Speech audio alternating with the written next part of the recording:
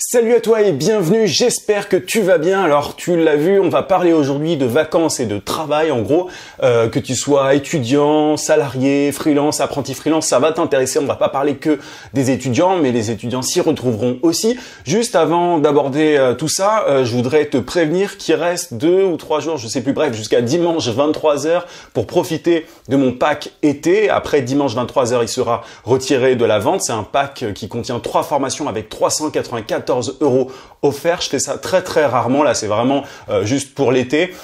Si ça t'intéresse, il y a le lien qui est en description. C'est un pack qui contient ma formation Freelance Express qui t'aide à trouver une niche rentable en tant que freelance, Content Creator, qui est une formation pour t'aider à gagner ta vie grâce à ton contenu. Et enfin, Facebook Hacker qui contient 25 hacks pour attirer une tonne de clients sur Facebook. C'est plusieurs heures de formation à un prix vraiment ridicule. Je fais ça très rarement. Donc, n'hésite pas, si tu es intéressé, avant dimanche 23h, tu as le lien en description. Parenthèse refermée. Je voudrais te poser une question. Est-ce que tu te rappelles quand tu étais à l'école, tu avais des vacances, tu vois. Et parfois, pendant ces vacances, tu devais réviser. Tu avais des devoirs ou alors tu avais un contrôle après tes vacances. Personnellement, moi, c'était vraiment un cauchemar, ce genre de truc. Mais ça me pourrissait les vacances. Tu vois, parfois, tu avais 2 semaines, parfois même 3 semaines, il me semble, quand on était au lycée ou quoi, même avant.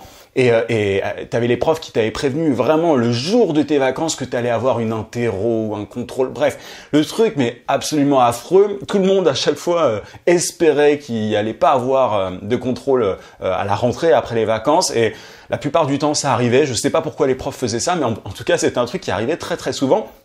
Et peut-être que ça pourrissait pas la vie de tout le monde, peut-être que ça t'a pas pourri la vie à toi. Mais personnellement, ça me pourrissait vraiment les vacances parce que j'avais un truc en tête. Je me disais, à la fin, il va y avoir un truc pas cool, tu vois. Donc, ça me trottait dans la tête pendant toutes les vacances, pendant toute la durée. Et du coup, je m'y mettais souvent à la fin, tu vois, pour réviser ou pour bosser sur le contrôle ou sur le truc à rendre après les vacances. Je m'y mettais souvent à la fin et du coup, toute la durée pendant laquelle j'avais pas travaillé, je profitais pas vraiment parce que je me disais, bon, ouais, il va falloir que je m'y mette et tout. Bref, c'était vraiment pas cool. Moi, je n'ai pas du tout un bon souvenir, si tu veux, des vacances quand j'étais à l'école. Et il y a une espèce de grosse culpabilité. Je pense qu'on est beaucoup à avoir vécu ça. Peut-être pas tout le monde, peut-être que t'es plus pisse comme personne, mais moi, en tout cas, c'était vraiment pas cool.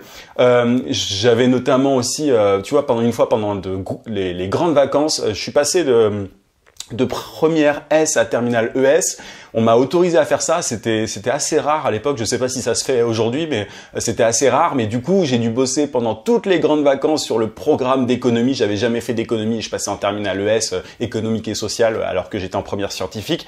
J'ai dû tout réviser pendant les grandes vacances, tu vois, 2 mois à devoir bosser, alors que à la base j'aurais bien aimé profiter. Mais bon, j'étais un petit peu obligé.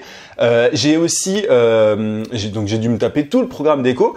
J'ai aussi, moi, fait une prépa commerciale. Et honnêtement, quand t'es en prépa commerciale, tu vois, les vacances, c'est tout sauf des vacances parce que t'es tout le temps en train de réviser, t'es tout le temps obligé de réviser. Moi, j'ai passé qu'une année en prépa. C'était en prépa HEC pour préparer les écoles de commerce. Je me suis barré à la fin de la première année par choix parce que ça me saoulait. Mais en soi, voilà, je me suis quand même pourri les vacances pendant 1 an encore. Après, j'ai fait une licence de droit et évidemment, la licence de droit, t'es obligé de réviser tout le temps aussi. Bref, j'ai fait des études bien reloues pour le coup. Tu devais réviser tes partiels. Enfin, t'avais souvent des partiels après les vacances et les vacances n'étaient qu'un prétexte pour réviser. Bref, souvent, les vacances, c'est du travail. Vacances riment avec travail quand t'es à l'école. C'est un peu une grosse arnaque si tu veux. Les vacances, quand t'es en tout cas à l'école, quand t'es étudiant, quand t'as un certain âge, quand t'es jeune, même si je suis pas bien vieux encore, je pense, j'espère en tout cas, même si j'ai eu 27 ans, pardon, il y a quelques jours. Bref, les vacances, c'est une grosse arnaque. Et les vraies vacances que j'ai eues, les seules vraies vacances que j'ai eues, c'est par la suite quand j'ai été salarié. C'est sans doute le seul gros avantage d'ailleurs que t'as quand t'es salarié. Tu as des vacances, tu as droit à des vacances sans avoir de trucs à rendre en particulier. Alors parfois, c'est le cas, t'as des meetings, enfin des réunions, des trucs, ça dépend des boulots pour le coup, mais souvent quand t'es salarié, tu peux quand même profiter de tes vacances, mais c'est pas la même durée que quand t'es étudiant. T'as pas 2 mois, t'as pas 2 semaines, enfin, si t'as 2 semaines, mais t'as pas 1 mois, quoi. Du coup, tu es peut-être étudiant, freelance ou apprenti freelance et tu te demandes comment faire pour travailler en vacances. On se pose beaucoup cette question, comment se motiver, tu vois, comment trouver la motivation pour travailler en vacances.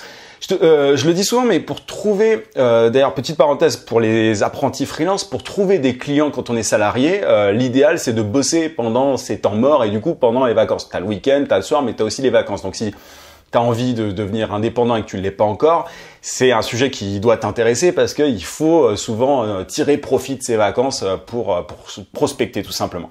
S'il y a une chose que j'ai intégrée vraiment avec le temps, c'est l'importance de l'autodiscipline. Et c'est pas du tout pareil que la motivation et je vais t'expliquer pourquoi. C'est ça en fait qui va t'aider à travailler pendant les vacances, peu importe ce que tu fais, peu importe si tu es salarié, étudiant, bref, je vais pas revenir sur ça, mais peu importe en fait vraiment ta situation, c'est l'autodiscipline qui va t'aider à travailler en vacances. Et c'est le fait de s'imposer en fait en amont un calendrier, de s'imposer un planning si tu veux. La motivation en fait, il y a beaucoup de gens qui croient que voilà, pour travailler pendant les vacances ou de toute façon pour bosser de manière générale, il faut être motivé. Il faut avoir de la motivation. Pour moi, la motivation, c'est une vraie chimère en fait. C'est un truc, c'est éphémère, tu vois. C'est l'autodiscipline et la motivation ne veulent pas dire la même chose pour moi. La motivation, c'est un espèce de pansement. C'est un truc à court terme, tu vois. Tu te dis il faut que je bosse, j'ai pas la motive et tu peux te motiver et te lever pour aller bosser, mais c'est du court terme, c'est tactique, c'est un pansement, tu vois. C'est pas ça qui va t'aider vraiment à être efficace, à travailler pendant les vacances et tout.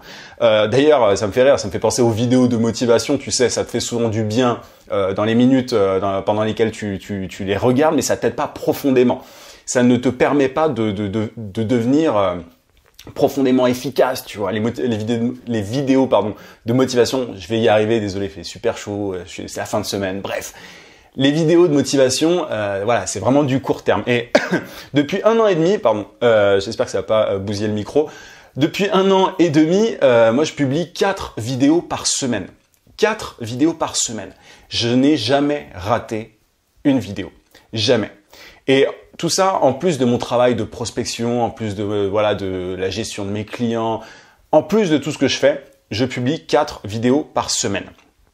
En plus de ça, j'ai pas de patron, j'ai pas de contraintes particulières et du coup, je dois travailler tous les jours et j'y arrive sans peine. J'y arrive sans galérer. Tout va très bien. Tu vois, là, je suis en train de faire cette vidéo. Je vais y revenir d'ailleurs par la suite, mais il y a personne qui m'oblige à travailler. J'ai pas de contraintes. La seule contrainte que j'ai, les seules contraintes que j'ai, ce sont les contraintes que je m'impose moi-même.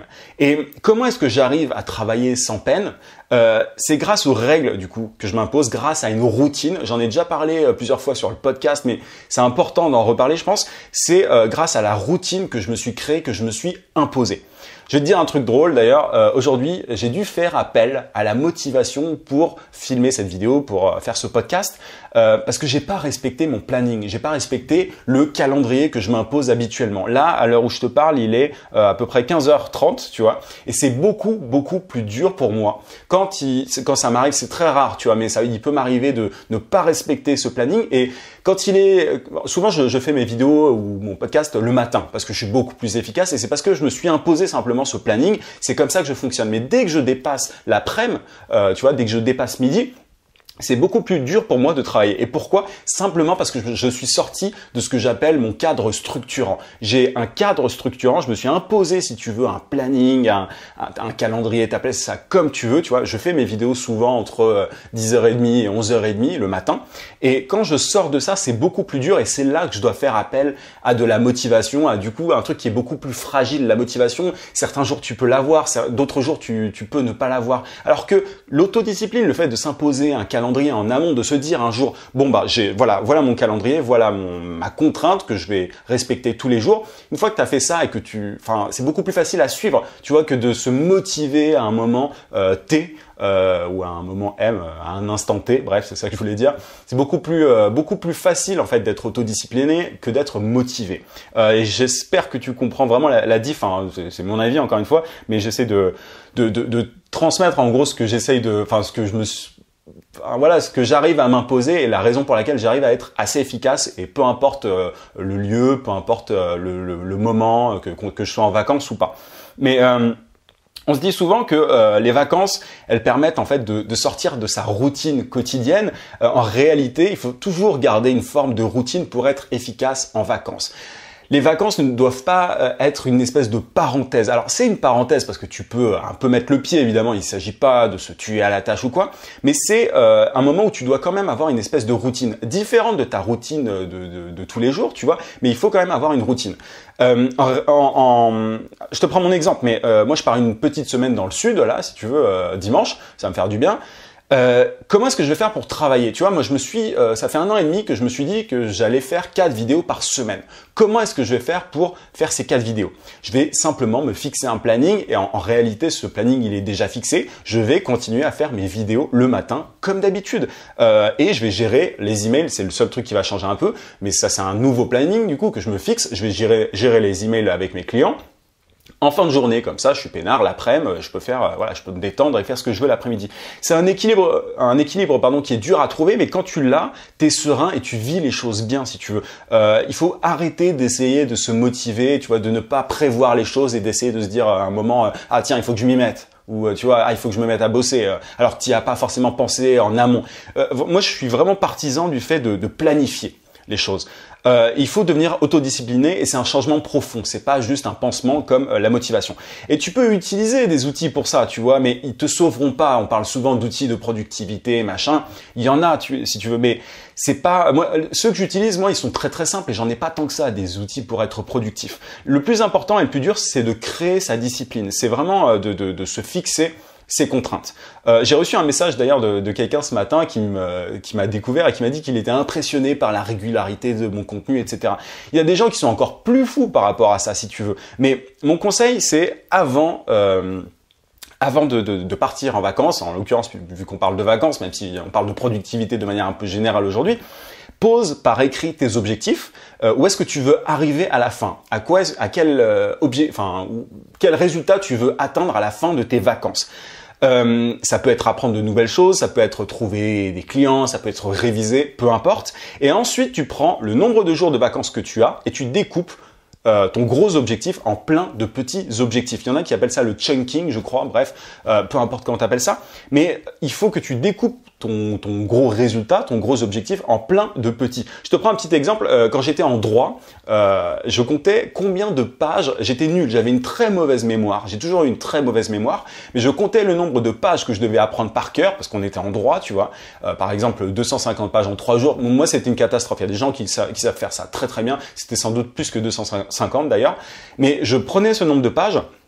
Je le divisais en nombre de jours et en nombre d'heures et à la fin, alors ça c'est un exemple simple, tu vois, pour les 3 jours, mais par exemple si c'était 500 pages en, je sais pas moi, en 13 jours par exemple, ben je prenais le nombre de pages, le nombre de jours, je divisais et à la fin, donc je découpais pour savoir combien je devais apprendre par jour et ensuite par heure. Et à la fin, en étant régulier, autodiscipliné, j'arrivais à travailler pendant les vacances, j'arrivais à tenir tout ça en fait sans me faire du mal non plus. Et tout ça parce que j'avais anticipé, j'avais planifié les choses. Bref, ça s'applique vraiment à plein de domaines, mais faire les choses au dernier moment, c'est le truc le plus stressant au monde. C'est pas comme ça que t'es efficace, quoi. T'es pas efficace en essayant de te motiver au moment où il faut, tu vois. Essaye de ne pas t'y prendre au dernier moment. Moi, vraiment, en planifiant les choses, en étant autodiscipliné, en respectant mon planning, j'arrive pas à parler aujourd'hui, et les contraintes que je me suis imposées, enfin tout va très bien si tu veux. Et si tu es indépendant ou si tu veux l'être, il faut absolument que tu comprennes tout ça parce que c'est un peu tout le temps les vacances si tu veux. T'as pas de patron pour te dire travaille maintenant ou tu vois, t'as pas d'heure particulière dans un bureau ou quoi. Donc il faut que tu comprennes l'importance de l'autodiscipline. Je vais y arriver, c'est horrible, c'est la fin de semaine, excuse-moi. On parle trop souvent d'outils de productivité, des techniques de productivité, des techniques pour être efficace et tout, mais pas assez d'autodiscipline, je trouve. C'est une catastrophe. Je vais pas m'arrêter, sinon j'arriverai pas à recommencer le podcast. Je pense que je t'ai tout dit en plus, mais bref, même si je bégaye, ce que je voulais dire par là, c'est que voilà, on parle trop d'outils, mais pas assez d'autodiscipline.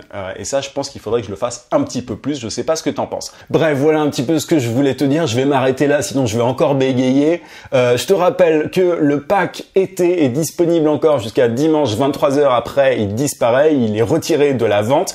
D'ailleurs, j'ai reçu un super message enfin super email. Je vais pas te le lire parce qu'il est un peu long. Je l'ai posté sur ma page Facebook et je sais pas si la personne en question a envie que je donne son nom, mais tu te reconnaîtras. Merci beaucoup pour ton message. C'est le genre d'emails qui font super plaisir et qui me motivent encore plus, si tu veux, à continuer à créer du contenu gratuit et de continuer à faire des formations, de continuer à aider de manière générale ceux qui me suivent. Donc un énorme merci, ça fait partie des messages les plus cool que j'ai reçus et ça me touche profondément. Donc merci à toi. Tu te reconnaîtras si tu écoutes ce podcast. Voilà, c'est tout pour aujourd'hui. Je te souhaite un très très bon week-end. N'oublie pas le pack encore une fois si t'es intéressé. Et en attendant mardi, n'oublie pas, vie sans limite. À plus.